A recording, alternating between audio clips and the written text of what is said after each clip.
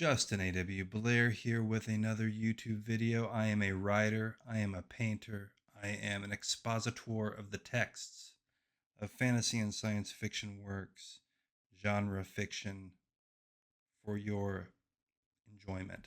Today I bring you Oran.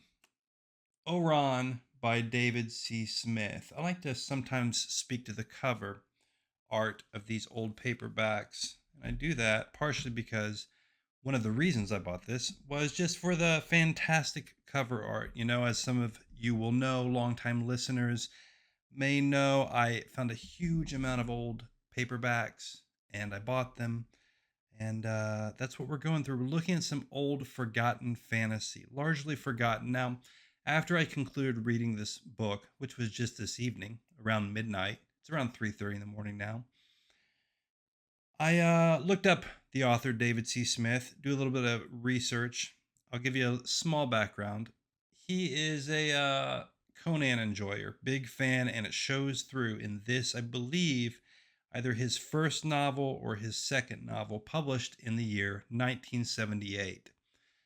Now, we're going to talk a little bit about 1978. We're going to imagine a man smoking a Marlboro Red in 1978. Maybe you're kind of thin. Maybe you're healthy but not robust. You're kind of into sword and sorcery. You're kind of into fantasy. You got your denim jacket on. I think probably denim jackets were a thing in 1978, maybe a little bit later. You live in some suburb of I don't know where, somewhere in Indiana. You live in a suburb of a city in Indiana, Fort Wayne. Maybe you live in Fort Wayne. Maybe you live in Missouri somewhere. Don't know. Maybe you live in California. It's 1978. It's hard to imagine, isn't it? That's almost half a century ago. Now, how does this person we imagine, who certainly existed and hopefully still exists today, how does this youth, and we'll call him a youth, perhaps he's in his early 20s, perhaps he graduated high school and Alice Cooper told him school's out for summer and he never looked back, and he works at a factory or something. You know, he makes a decent wage and he loves fantasy. He comes home and he reads fantasy, sword and sorcery. He loves the barbarians and whatnot. How does he get a hold of this book? How does he know to purchase it? How does it fall into his hands? I don't like long commercials in the middle of a YouTube video, so I'll get to the point quick. My own novel, written by me, Justin A.W. Blair, entitled The Haunt on the Island of Esmer, is out, available on Amazon. You can buy it in ebook or paperback format. It is inspired by Malazan, A Song of Ice and Fire, and The Black Company. Epic novels in that vein. Take a moment, check it out. One of the things I wanted to point out about these old paperbacks, and I'm a rather aged man myself, so in the 90s, I recall this still existed. We have in the back of the paperback books advertisements with a small little synopsis of other works that might be of interest from the same publisher. Perhaps some of the older part of the audience will be able to tell me how they found this. I imagine this kid, what should we call him? We'll call him Wayne. Wayne's out there. What's he do? Go to a local bookstore? You know, as a youth, as a child, really, there was a local bookstore roughly close to where I lived. I lived in the middle of nowhere. And I think that a lot of probably what went on back before the internet is recommendations from people that worked at small bookstores. I remember the bookstore that I frequented as a child. I think it was like some kind of metal, hair metal people that owned it. They may have been related, husband and wife, not really sure. You know, as a little kid, you don't really understand how old people are when they're older. I know that the guy had permed hair, kind of crimped and whatnot, and they played music, and I played guitar also. Even as a little youth, I was rocking out with my small fingers and playing guitar, quite good at it.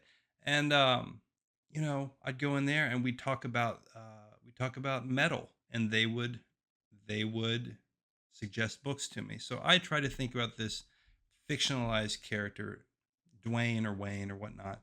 1978, he comes upon Oran. Now, Why am I doing this extremely long introduction that seems to be going nowhere? Well, this is a book for a certain type of person in a certain place, and it is very difficult in the year I live in, 2026, to fully immerse myself in such a work. Now, we're going to talk about the good and the bad as we always do, but again, let us go back to 1978. Dwayne is home. Dwayne likes art. He likes heavy metal. He likes heavy metal art. He likes the ladies too. I don't know if you can see this. If not, I'll have to maybe put it in, do some editing. Some ladies here, scantily clad, as most of the ladies in this book are. Nothing wrong with it. And here's the thing. Here's the thing about that, okay?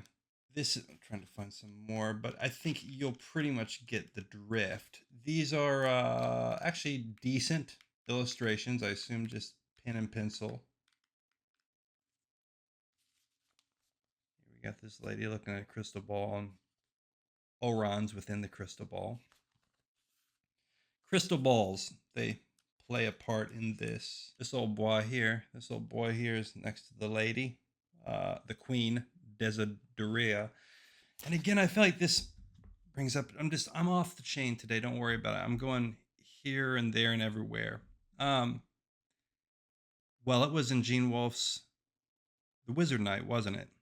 You know, there's this thing that seems to this thing that seems to occur with some fantasy writers where they name the woman essentially a version of the word desire. A small note, but a note worth noting. Okay, so we're done with Wayne and Dwayne. We leave them in 1978 in the past. We wish them well. I just bring that up to point out a couple of things, which is how did a person become a fan of sword and sorcery in the year 1978? How did they know what to buy? The question is unanswered. Leave it in the comments if your name is Dwayne. I don't, good and bad makes no sense talking about this book in some ways, nor does it make sense in this world of Adaluna, I believe it's called. This is a pagan world, a pre Christian world, yet something strange occurs with our barbarian king. We'll get to that in a moment. One thing I want to talk about is language. I call this barbarified American King James tone. The tone of the barbarified American King James Bible. What do I mean by that? Has Justin A.W. Blair gone crazy, or has he got a point here? I don't know if I have a point. I have a couple chicken scratch notes, but let me get to it. Robert Howard, who wrote Conan, who has a major influence on Smith. In fact, brief note, I said I was going to talk about the author a little bit. He wrote this. He had written a book, I believe, in the Conan universe prior to this, maybe, or just after. And then he went on to team up with another writer and write, I think, 6 books featuring Red Sonja, which is a Conan the Barbarian world character.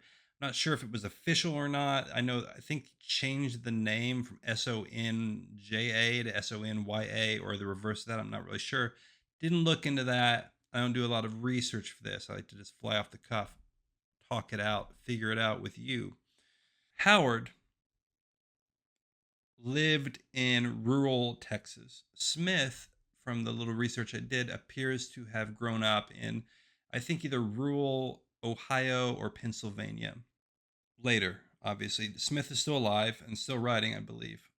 These are 2 regions of America, my country, where the King James Bible would be known. Now, we've talked about in other videos, and we'll continue to talk about, how do you get the right register for a fantasy book? How do you select that? We have high and low as a general axis on this, what I call the register, meaning that a high fantasy or high register will be people speaking in these and thines, a very usually kind of artificial Elizabethan type English.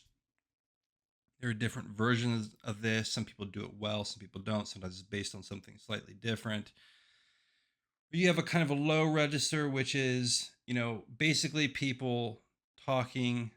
Well, this this gets complicated. There's different types of lows and different types of highs. There's a low register where people talk like they do now, basically, but without, they wouldn't use the slang of this year, but people just speak in a plain way. And there's a low register, which is people speak in a plain peasant type of dialect, kind of an imagined peasant dialect. Again, usually stemming from Elizabethan England, which is not even really the Middle Ages, but that's what modern readers, I think, often think of as medieval type English, because the reality is really medieval English you can barely understand.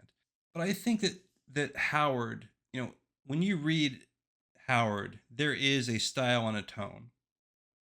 Smith borrows from this here. Smith borrows a lot from this. I mean, this is basically like Conan, but he's named Oran. I'm going to leave like a comparison with Conan to some other reviewer if some other reviewer does that. That's not necessary. The one other thing to note is this is not my imagination. First, I've read a decent amount of Conan, not a huge amount, but also Smith wrote several nonfiction works about Howard, the writer of Conan. And I, in fact, was even invited to, I think, the Robert E. Howard Society or something down in Texas, gave a speech there. I saw that, a few minutes of that before I decided to go live myself and make this video. So he is based in Robert Howard, the world of Howard. There are several words. The text. There are. Stop your stuttering. Have yourself a tea. Squamous. When you read the word, okay. Squamous. When you read the, I can't. Now I'm laughing. Squamous. I'm trying not to laugh. I don't know, that the word makes me laugh. I'll tell you what. No one says the word. Let's bring it back.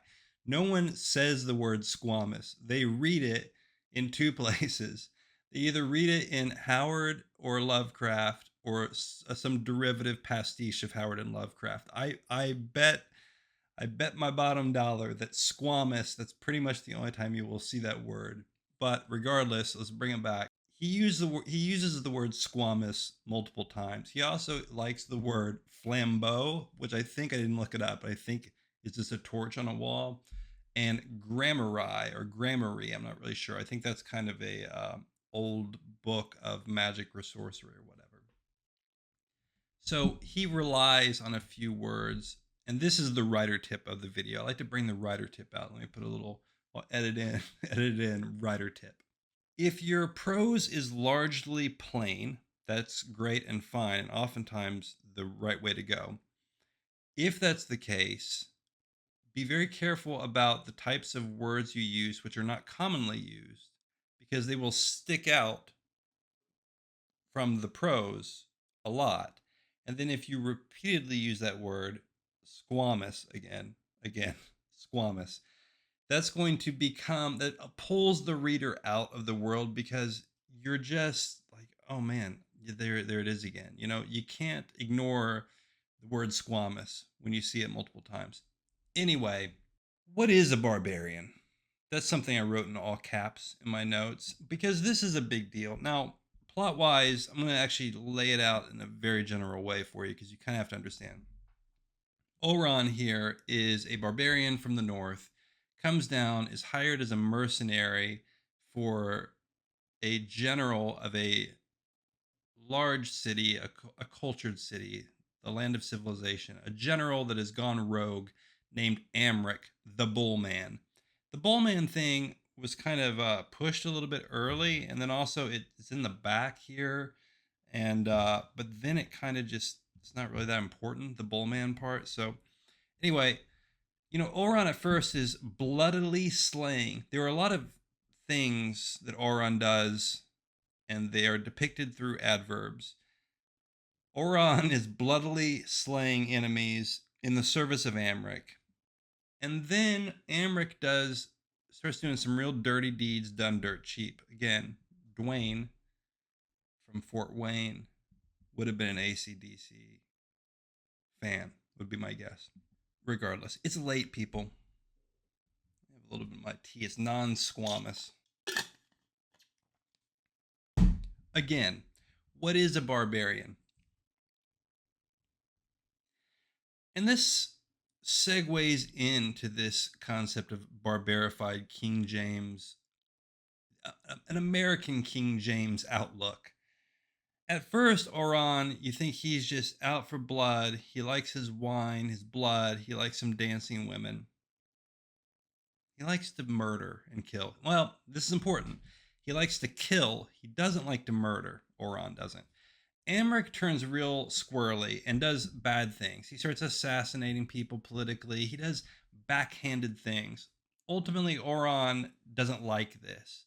And Oran basically leaves his employ. And then they end up, Oran takes some of his men with him, some of which he had brought, some which decide to follow him. They end up clashing. Oran cuts off Amric's hands, doesn't kill him for some reason. Then Amric becomes kind of the main bad guy throughout the rest of the book, but not really. On top of Amric is a sorcerer named Kossuth. He is a real demon. He's not human. He's not of the world. He comes back every 1,000 years to plunge the world into darkness. Okay. That's enough for the plot for now. Because what happens is something odd and something which I've been trying to figure out. Again, I ask, what is a barbarian? I'm going to tell you how Oran actually acts. Okay? I've made a list of the things that Oran does, as opposed to Amric or Kossuth, the villains of this story. He always fights openly. He conquers but does not enslave. He says that later on when Oran, again, spoiler alert, Oran will eventually become a king of a city and take Desiree, or whatever her name is, Desiree, as a wife. Rescues her actually from a bad guy who was trying to overthrow her and was mean to her. Oran for a barbarian. What does this sound like? I'm gonna give you all these things that Oran does, which he believes in, which he does, and you tell me, does this actually sound like a realistic barbarian in a secondary world, which is obviously influenced by kind of a vague understanding of like Bronze Age pagan beliefs? It's pre-Christian anyway, right? Oran always fights openly. He is a man of the countryside and not the city. When the fight is over, the contract is done or whatever, he will oftentimes let the men under him, his soldiers, he will say, you know, you can either stay with me or you're free to go. And he doesn't try to hold people hostage in his army. He doesn't kill people that decide to leave, even though that sometimes would probably be the wiser move. He doesn't do that. He can't read, but he makes simple laws. He has the idea that the laws of the city have become arcane, Byzantine, impossible, and unfair in many ways. So he, at one point, says, I'm a simple man, I can't read. He kind of tries to read, which I think for historians will remind people of, I believe Charlemagne maybe was the same way, he tried to learn how to read. I'm not really sure. Little historian note there. Oran's just a good dude, basically. You know, the first few pages, it seems like, okay, it's going to be a very a barbarian who bloodily slays throughout the plains, but he like will have duels. He hangs out with the bros. He goes in the courtyard. They'll do little duels. They'll fight. They'll wrestle and all that kind of stuff. And if he gets beaten by one of his soldiers or men, he'll laugh it off. He'll throw them some gold. He's a fair person. Like, he doesn't get mad if someone beats him in a fair fight like that. They're just joshing around anyway, you know, training for war or whatever. He rewards people who do good. He even goes down to the pub at one point with one of his buddies and listens to the common man, listens to their concerns, and says, you know, they make a lot of sense. I think we should actually listen to them as opposed to these silk robed advisors of the city, you know, this, that, and the other thing. He doesn't rape. Oran doesn't rape. He will enjoy a willing wench at times before he gets married. No wenches after he gets married. Not at all. Oran is a man who loves his wife. Oran's a wife guy, basically. I put these contrasts because, of course, these are contrasts against the villains. The villains are always doing underhanded things, sitting on thrones in massive cities, raping up a storm. They slaughter advisors they don't like their advice from. They're bad. Even when the people of Oran's city get a little boisterous, they're not very happy with his the way things are going in the lands. He doesn't punish people. He doesn't impale people. All the other people are always throwing people on stakes and impaling them. Not for Oran. He doesn't do that. So the question is this. We're given the supposed barbarian from the northern wastes. And what actually happens is we have some sort of kind of ideal, which I think is a very American ideal. There is some sort of kind of common man, vaguely democratic, uh, fair, plain speaking type of ethic here, which is what Oran actually comes to embody. And it's that's fine. But here's the thing. That I don't think is realistic what a barbarian from the northern wastes would act like. Now, one can say, but Justin A.W. Blair, Oran is the avatar of something called, I can't remember, like Akna or something, which is this heroic presence which comes down to fight darkness every 1,000 years, I guess. This vis-a-vis Kossuth or whatever the bad magician. Still, it is a comforting yet strangely kind of American version of morality that we find in this barbarian king. Now, what do I mean by that? Let's be more specific. I mean that it's basically the type of people that I would have grown up around and with in the countryside, in the rural upper South. These are the types of values, and many people hold them still today. Usually, somewhat rural American Christian values. Plain speaking, being honest, doing what is right. If you fight, you fight. You don't kick the other guy when he's down, this kind of thing. Is that a believable barbarian from the northern wastes? Is that how they would act? Can you write a sword and sorcery book with a main protagonist being something other than that and hold the attention of, let's bring Dwayne back? Dwayne in Fort Wayne.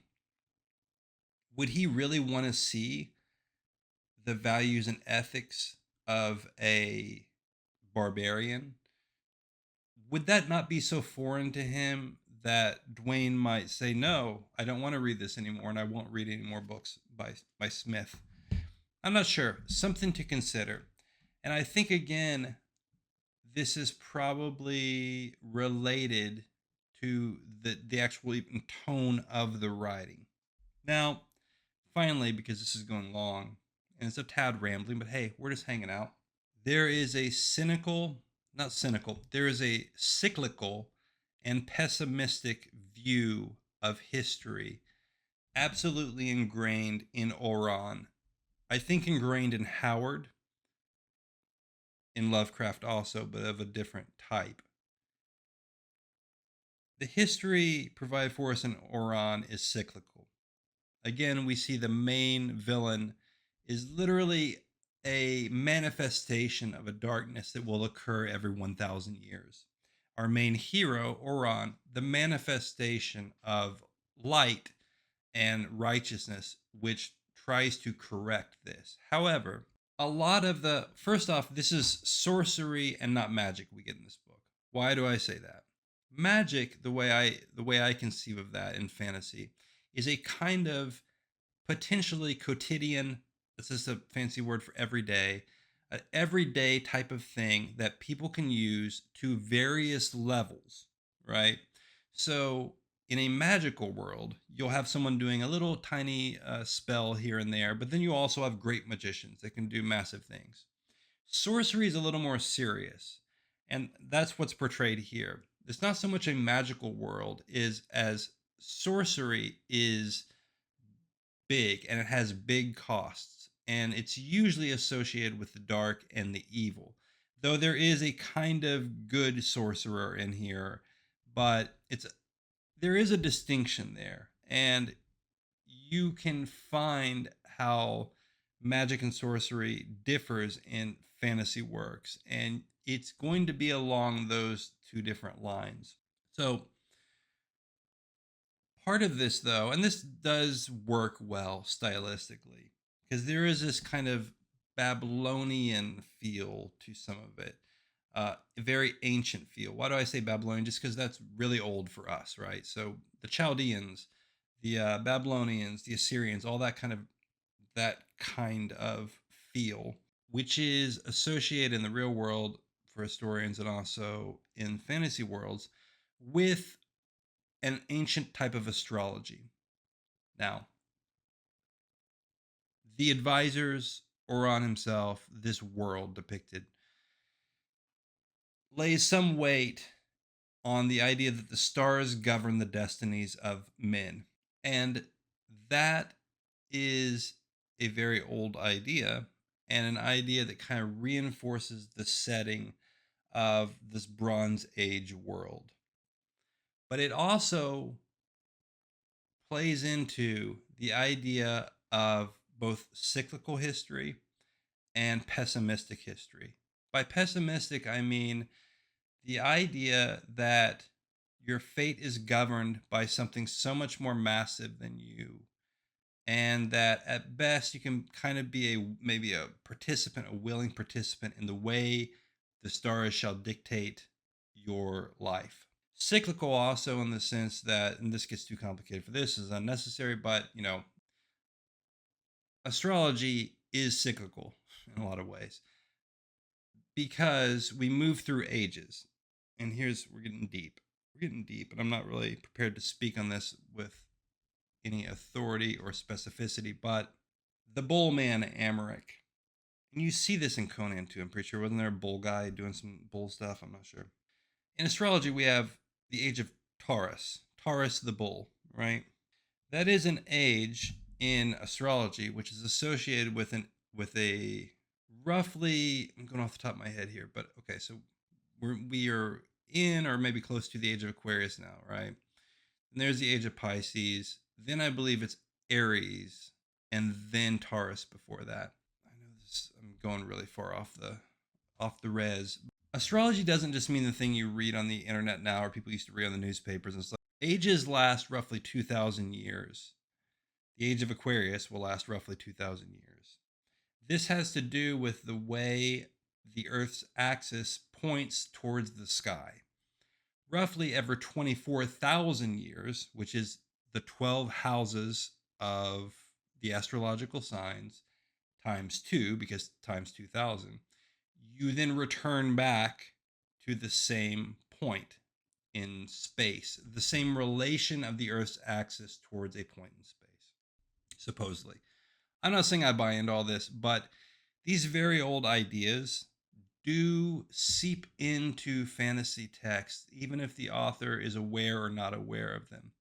And again, it does work here in that sense. To some degree, as a fantasy author, you can make reference to the stars and how they dictate the fates of man. And that is a certain type of fantasy. It's one that kind of limits the actions of the heroes and the antagonists to a type of vast but limited theater of action. I think that's all I'll say about this. Oran, again, is this a book for today? A lot of this type of world is now consumed via video games. A lot of the enjoyment a young man named Dwayne would have gotten from imagery such as this in a paperback from 1978, let's face it, looks rather mild in the amounts and types of sexualized images which are available to a young man of Dwayne's age today. The type of violence which is depicted in this book is, frankly, in a world in which we are bombarded by violent imagery on the internet, I won't call it tame, but it is not as visceral as the image.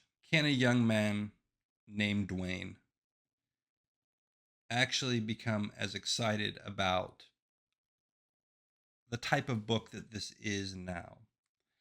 I'm not sure. If done better, and we haven't really talked about that, the specifics of this book too much. I'll say briefly, I started to read it, set it down. I was like, I'm not going to be able to do this. Then I picked it back up. I was like, I'm going to power through this. I want to see what it's about. It was not easy to read. There were passages which went pretty quickly. The dialogue is really, really bad. It's the type of dialogue where a person makes basically a speech and is also giving a bunch of exposition, and it's just like a page of dialogue, and it's like, okay, that happened. It's really bad. The battles, Oran always somehow ends up in the front with his sword on the horse, and he always finds the main bad guy of the army. They clash. Oran kills him most bloodily, slays him, and this and that. It is what it is. I'm glad I read it. It is definitely a book that feels of its time. Maybe I'm just not a huge sword and sorcery fan. Now, I do see a lot in the pulp realm these days, people trying to emulate Howard and probably some of these other authors like Smith, which other authors which I'm not even aware of. Sometimes they do it well, sometimes they don't. Is a requirement for some sort of at least original thinking and original writing, if not stylistically, at least with plot and character, which I find lacking oftentimes in those who try to emulate Howard, rather, whether that be modern writers or even someone like Smith. Now, again, Smith wrote other books. Maybe they're good, maybe they're not. I don't know. Regardless, I hope you've enjoyed this rather long, rambling talk about some of the ideas that came to me while reading Oran. Do I recommend it?